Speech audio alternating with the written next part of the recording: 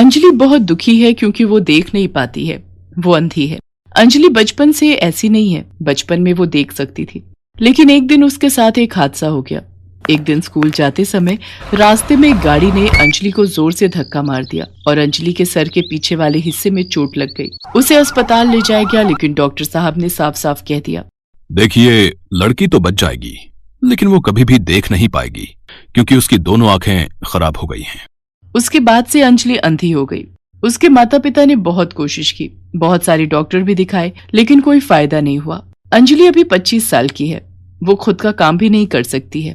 उसकी माँ बिमला हमेशा उसके साथ रहती है। उसके पिता का नाम मनोहर है। मनोहर एक दुकान चलाता है और उसी से उन लोगों का घर चलता है। मनोहर और बिमला को बस एक ही चिंता है, सुनिए जी, हमारी बेटी 25 साल की हो गई है, अब तो उसकी शादी करवानी ही पड़ेगी। हाँ बिमला, वो तो है, लेकिन एक अंधी लड़की से कौन शादी करेगा? उसके लिए हमें दहेज में बहुत सारे पैसे देने होंगे। हमारे पास एक वो दुकान ही तो है, उसे गिरवी रखना होगा। इस तरह बिमला और मनोहर अंजलि की शादी को लेकर आपस में बात कर रहे होते हैं कि अंजलि ये सब सुन लेती है। वो एक छड़ी से रास्ता नापते हुए बिमला और मनोहर के पास जाती है और कहती है, माँ, दुकान गिरवी रखने की कोई जरूरत नहीं है, मेरे लिए आप लोग दुकान क्यों गिरवी रखेंगे? बेटी, हम तेरे माता पिता हैं, हम वही करेंगे जिसमें तेरा भला हो। तेरी शादी तो हम करवा के रहेंगे। अगले ही दिन मनोहर दुकान गिरवी रखकर बहुत सारे पैसे घर ले आता है और शादी के लिए 10 लाख रुपए दहेज देने का ऐलान कर देता है। ये खबर चारों तरफ फैल जाती है और अंजलि के लिए एक रिश्ता आता है। लड़के का नाम सुबोध है और उसकी माँ का नाम जानकी और सुबोध की बहन का नाम पायल है। तीनों मिलकर अंजलि को देखने आते हैं। अंजलि अंधी होने के बावजूद सज धज कर उन लोगों के लिए मिठाई ले आती है। उसकी शादी पक्की हो जाती है। मनोहर जानकी को दहेज के 10 लाख रुपए दे देता है और कुछ ही दिनों बाद अंजलि और सुबोध की शादी हो जाती है। अंजलि ससुराल चली जाती है। पहले के 2-3 दिन तो अच्छे से ही गुजरते हैं, मगर उसके बाद वाले दिन जानकी अंजलि से कहती है, बहू, जाओ जाकर मेरा कमरा साफ कर दो। लेकिन माँ जी, मैं तो अंधी हूँ, मुझे कुछ भी दिखाई नहीं देता। तो क्या तुम्हें सर पर बिठा लें?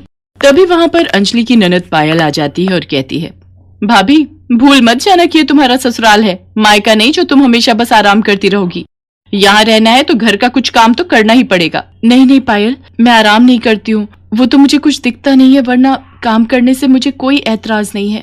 अब जानकी चिल्लाना शुरू करती है, चुप रह कलमुही, कामचोर कहेगी, हमेशा बस अंधी होने का फायदा उठाती है। जो बोल रही हूँ वो चुपचाप सुन ले, नहीं तो मार मार कर यहाँ से दफा कर दूंगी। ये सुनकर अंजलि घबरा जाती है, साथ साथ उसे बहुत डर भी लगने लगता है। डर के मारे वो बड़ी मुश्किल से चलते हुए जानकी के कमरे में जाती है और झाड़ू से कमरा साफ करने लगती है, लेकिन उसे तो कुछ दिख ही नहीं रहा था। ऐसे ही साफ करते करते झाड़ू टेबल पर रखे हुए फूलदानी से जाकर टकरा जाती है और फूलदानी नीचे गिरकर टूट जाता है और उस आवाज से जानकी और पायल वहां दौड़कर चले आते हैं। हाय हाय, सत्यानाश कर दिया, तोड़ दिया, मेरा सब कुछ तोड़ दिया। अंजलि रोते हुए माफी मांगने लगती है, माफ कर दीजिए, मुझसे गलती हो गई है, मुझे पता ही नहीं चला कि वहाँ कुछ है, मैं तो अंधी हूँ। फिर से वही बात, माँ, भाभी ऐसे नहीं सुधरेगी। ये बोलकर पायल 2 डंडे लाती है और दोनों मिलकर अंजलि के ऊपर प्रहार करने लगते हैं। अंजलि रो पड़ती है। उसी रात को जब सुबोध घर लौटता है तब अंजलि उसे सब कुछ बताती है। ये सुनकर सुबोध अपनी माँ और बहन को ही सपोर्ट करता है। अंजलि समझ जाती है कि ये लोग ऐसे ही हैं। उसके बाद से हर रोज अंजलि के ऊपर अत्याचार चलता रहता है।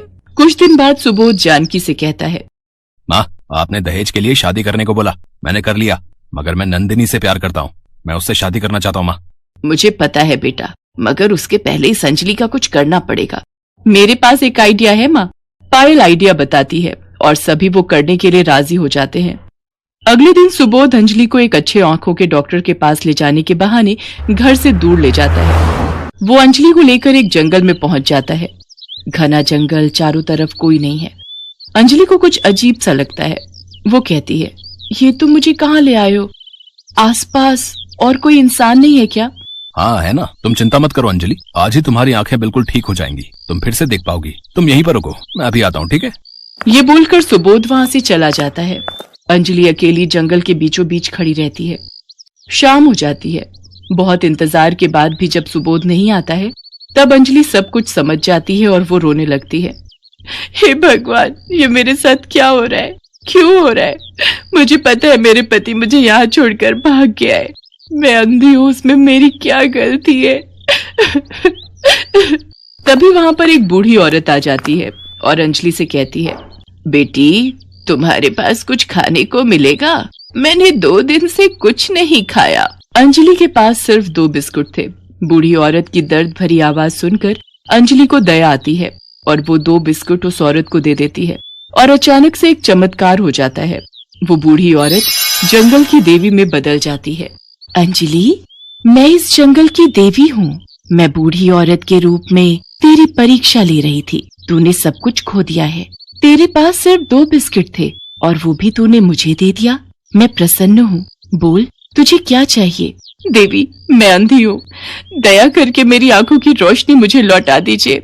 जंगल की देवी अपनी जादुई शक्ति से एक जादुई चश्मा लाती हैं। अंजलि, ये जादुई चश्मा है। इसे पहनते ही तुझे फिर से सब कुछ दिखाई देने लगेगा।